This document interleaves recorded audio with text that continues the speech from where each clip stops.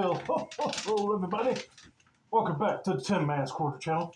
I'm your host, Santa Jeffrey the Tin Man Taylor, and I'm reacting to my third and final Scary Storyteller channel, which is Mr. Haunted. And obviously you can tell how the way I'm dressed, it's Christmas related. And the video that I'm reacting to is titled 4 True Scary Christmas Stories. So without further ado, I'm going to turn these lights off, move the camera up here for you guys, and let's get this reaction on the road and in the bag, shall we? Okay, here we go.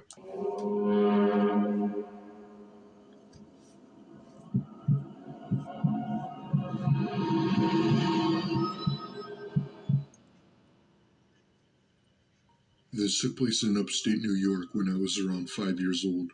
Okay. My mom and I had just moved into a new house and came from Florida as she had found better job opportunities up here. The house wasn't anything too special. It was just an appropriate sized house for 1 or 2 people, making it perfect for both my mom and I. I mean, hey, you're not going to find no extravagant type home if it's just you and your mom, then that'd be perfect. And plus, you get to move away from Florida into an area that's more known for snow. That's always a plus. Anyway, on with the actual story. It was Christmas Eve night, and my mom and I had just finished eating our dinner. After dinner, she whispered in my ear, telling me that if I went to bed now, that Santa would bring me something special in the morning. Now, of course, being in my 5-year-old state, I obliged and ran straight to my room and fell asleep within the hour. It was hard falling asleep considering the amount of excitement I had in me, but I thankfully ended up falling asleep. I woke up around 4 or 5 in the morning, feeling really thirsty, so I got out of bed and into the kitchen to get a glass of water. Back when I was a little kid, I always do that, went to bed early and was full of excitement for what Santa Claus is going to bring. And even though I'm a young adult, I still get that excitement because Christmas is my favorite time of year. But I'm already getting the feeling that once he gets up to go get a glass of water, he's going to see someone that he thinks is Santa Claus. But I don't want to jump ahead with any conclusions, so let's just continue on and find out, shall we? As I'm approaching the kitchen, I happened to look out the window and saw someone standing outside in the snow in our backyard. I of course freaked out, but still took a closer look. He was tall, maybe around 6'3", and was wearing all black and a hat. As mentioned before, I was only 5 at the time, so I thought that it might have been Santa Claus, even though he wasn't wearing anything that resembled Santa. However, I still jumped with excitement and ran into my room to wake my mom up. She of course was in a grumpy mood, but she still followed me to where I thought I saw Santa. She looked out of the window, and I saw her eyes open wide while rushing me back into her room, locking the door. Even at 5 years old, you should know that if he's not wearing red with white fur trim around his suit, then you know that's not Santa. That's someone that was probably planning on breaking into the house. I'm glad you woke your mom up just so she could take evasive action. Better call the police quick before this guy breaks in and steals something expensive. I remember her grabbing her cell phone and start talking with the police, explaining what I showed her. When the police came, whoever it was already gone and was never found. Dang. It wasn't until a few years later that the conversation was brought up again, and my mom then told me something I didn't know. My mom managed to notice that whoever that was hiding something behind their back that they didn't want either of us to see. I still sometimes wonder what could have happened to me and my mom had I not have woken up thirsty that night to get a glass of water. There are still 3 unanswered questions I still have till this day.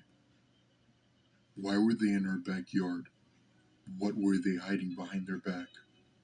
And what would they have done to us had they managed to get inside our house?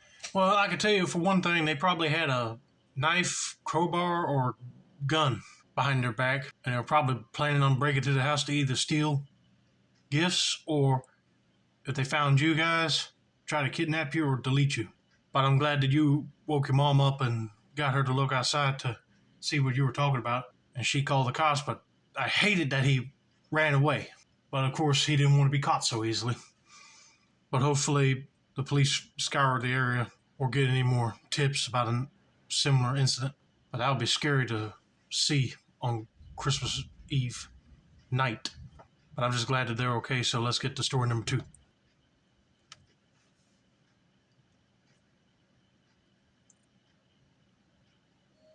So, this happened in the 90s in Miami during the Christmas holiday break when I was around 7 or 8. Right. A tiny bit of personal backstory.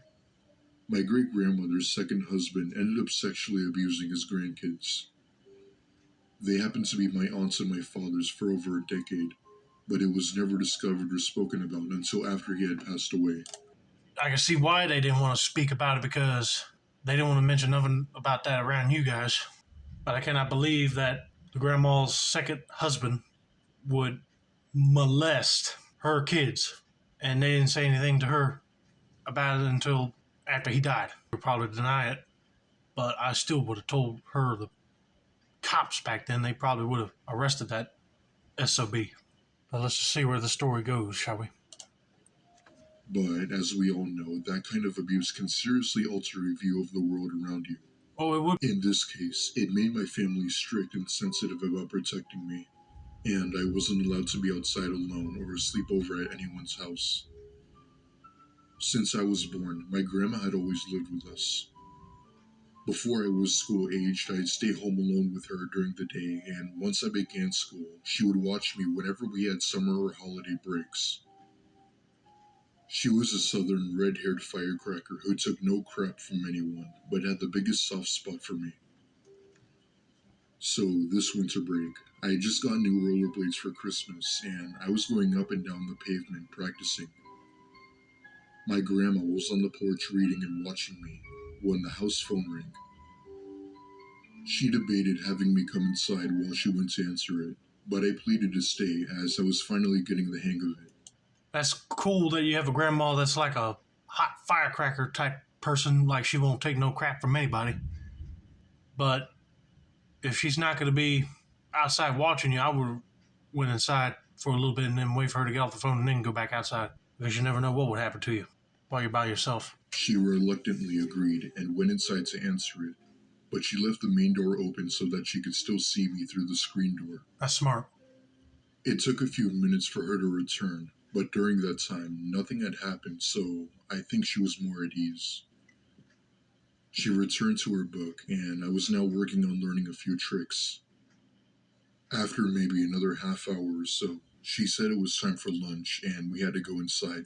I begged her to just let me play a little bit longer and promised that when she was done finishing her lunch, I would come inside, no questions asked. She stood there watching me for a bit, but then agreed and again went inside, leaving the screen door open, and told me to sing while I skated so that she could hear me. Moments later, a white van came down the street very slowly. They seemed lost, but I didn't pay much attention because I was a kid unaware of the evils of the world. No, they're not lost. They're people looking for kids to grab. I can see why kids would be afraid to go back outside ever again because of incidents like this. And this is why your grandma said, come inside for lunch. She could easily watch you in the house better than eating your lunch inside and then you outside still skating. Plus, I was on the other side of the chain-link fence, so I was safe. Even when it rolled up and stopped right in front of the house, I kept on skating. It wasn't until the passenger door opened and an extremely tall man stepped out and asked me which way was the highway. Being polite, I told him the direction. He then made some small talk that I can't really recall, but it was along the lines of, how was my Christmas, what did Santa bring me, etc. He then asked if I wanted to have the toys that his daughter didn't want, which was a Barbie house. I was still silent because now I was scared. The way he looked at me was dark. He was smiling, but his eyes seemed both joyful and vicious, which still unnerves me till this day. I mean, that would unnerve me, just seeing someone smile while they're talking about how was your Christmas, what'd you get from Santa Claus, when all he asked for was directions. And you would think a normal person would be like, all right, get the directions and go. But nope, he's just using it as a bait tactic just to gain trust to this little girl. And I remember hearing about this story too from another spooky scary storyteller. I think it was either Spooky Vibes or Mr. Nightmare or Chilling Scares or one of the other ones I reacted to. I just can't remember off the top of my head. But he definitely don't have no Barbie dream house in the back of his vehicle. He slowly came closer and closer to the gate and asked if I wanted to check out the toy. This is exactly what they taught about stranger danger in school and at home. I ignored him and began to skate backwards towards the door, not wanting to take my eyes off him, but also not wanting to yell, as I didn't want to be rude if he was really just a nice guy. He came closer to the point where he was only a few feet away from the gate and asked if my parents were home. All thoughts of politeness vanished, and I panicked, yelled for my grandma, and tried to run inside, which landed me promptly on my back. At the exact same moment, he unlatched the gate to come inside, and before he could get to me, my grandma came bursting through the door with a cast iron skillet in hand, cursing. He looks up, sees her, and bolts. He hopped back in the van, and before the door could close properly, the driver was speeding down the street. My grandma bypassed me completely and ran after the van, screaming at them. She picked me up and carried me inside and called the police and my dad, well, asked what happened. 10 minutes later, I'm with the paramedics, getting my scraped elbows patched up while my grandma spoke with the police. Yeah, that's heart-wrenching right there. She's trying to get away from this creepy dude, and she falls backwards, yells for her grandma, and then he gets the gate open and was about ready to grab her, but thank God her grandma heard her and grabbed that skillet to scare the crap out of him and make him leave. But this is why your grandma said come inside the house with her, because she wouldn't be able to protect you if you were still skating around for someone to see you and start talking to you and you don't even know. I'm glad that your stranger danger alert kicked in your brain. I'm just sorry you fell backwards. My dad showed up soon after, and I didn't go outside the rest of the break. Years later, in my late teens, it came up one Christmas in the conversation, and I got more of the story. It turns out my grandma was on the edge more than normal, because there had been a man who had broken into a woman's apartment in Broward and had been assaulted just before Christmas. We don't know if they ever caught him, or them, since I'm sure whoever was driving the van was 100% down with whatever evil plan that man had for me. You're probably right about that, but that's just disturbing to find out that it was someone that broke into another lady's house and sexually assaulted her. You probably would have been next, which is just disgusting to think about since you were a young girl at the time. But thankfully your grandma scared him away from you. You'll never get to find out what he really had in mind.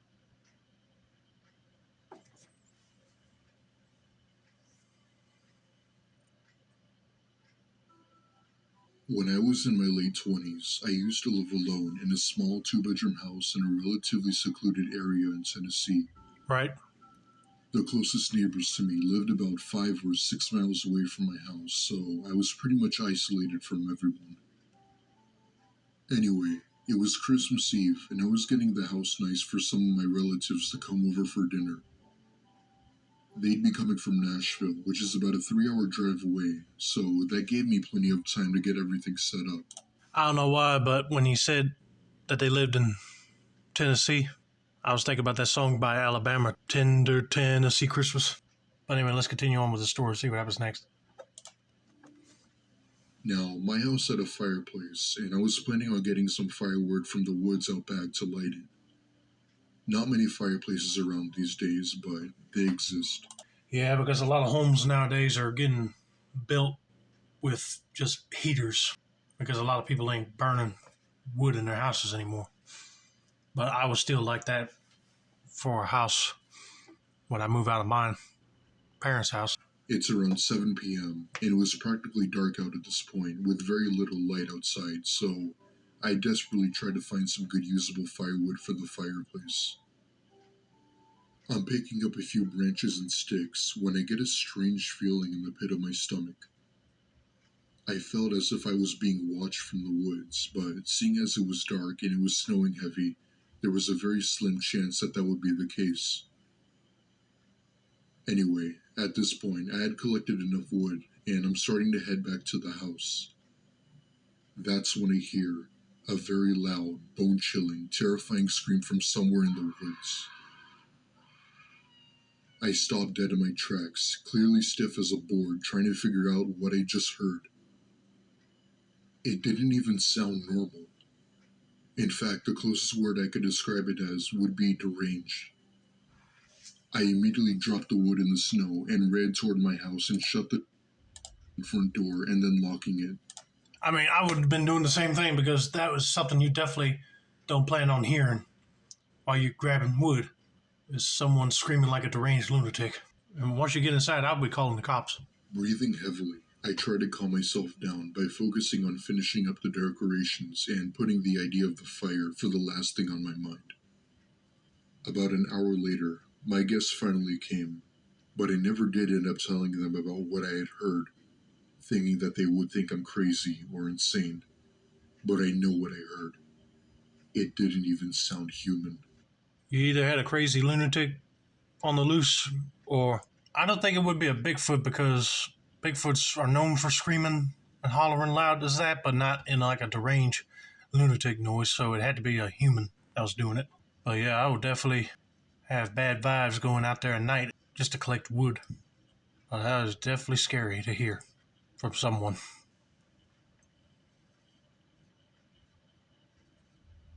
This happened to me when I was a little boy, around 7 or 8 years old. I lived with my mom during this time, as my dad was verbally and physically abusive to her and was also a major alcoholic. My past childhood was a total disaster because of my dad. Him and my mom would get into extreme arguments, and police had to be called a couple times a week due to his outbursts.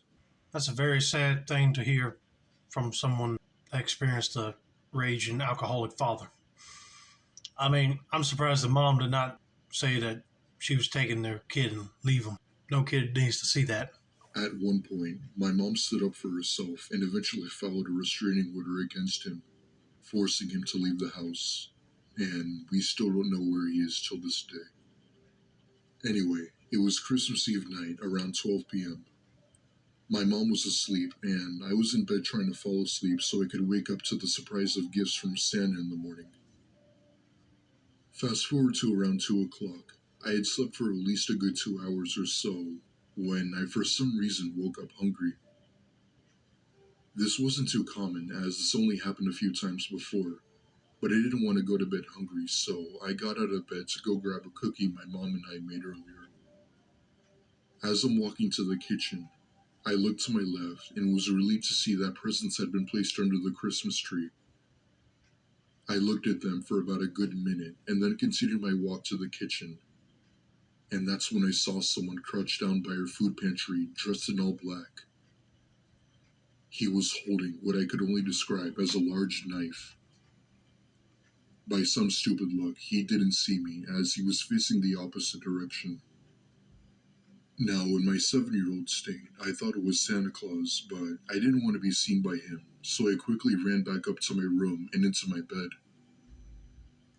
10 minutes later, I woke up again, but not from hunger, but rather the sound of my mom screaming. I ran to her room and was greeted to a disturbing scene. The man from earlier was standing over my mom's bed while putting his hand over her mouth, preventing her from screaming. Oh, hey, no.